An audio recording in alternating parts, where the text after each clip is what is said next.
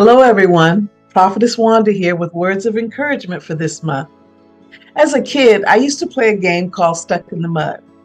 It was a variation of a well-known game called freeze tag. There always seemed to be an abundance of children that would gather and play in our yard. But before we could play the game, we had to decide who was it. This proved to be an event in and of itself. We would all stand huddled together in a circle, and we made fists with our hands, and we referred to our fists as potatoes. And then we would all put our potatoes in the center. The caller, who was usually the person whose yard we were in, began the elimination process.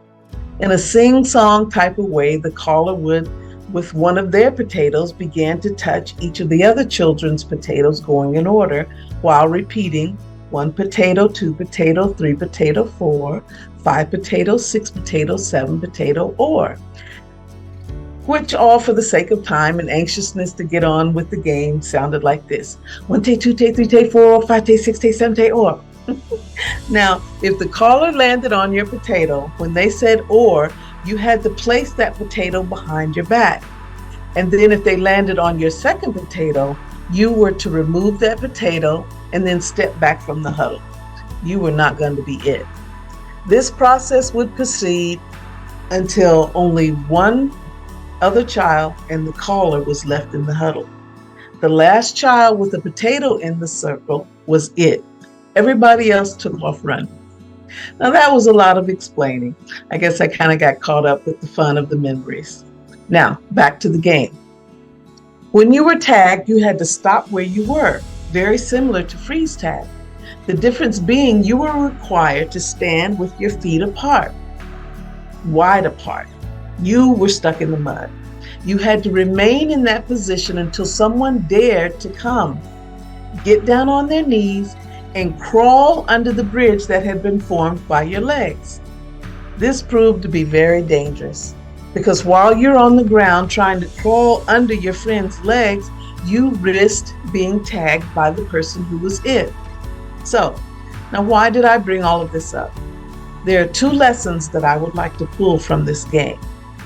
Number 1, there are times in life when we find ourselves stuck, needing someone to free us. For whatever reason, whether it was our fault or not, we are seemingly stuck in the mud, frozen, unable to move from a mindset, a situation, or circumstance, be it mental or physical. In the game, if we found ourselves stuck, we would call out to our buddies, believing and hoping that they would risk it all to come free us from our predicament. There were times when I was set free by an unlikely playmate. So now, maybe you're stuck in a present-day situation, needing, wanting to be set free. You may or may not have called out for help. I encourage you to have that childlike faith.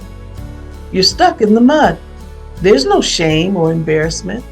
That child that was stuck wanted to be free, and they called out to whomever they felt could free them.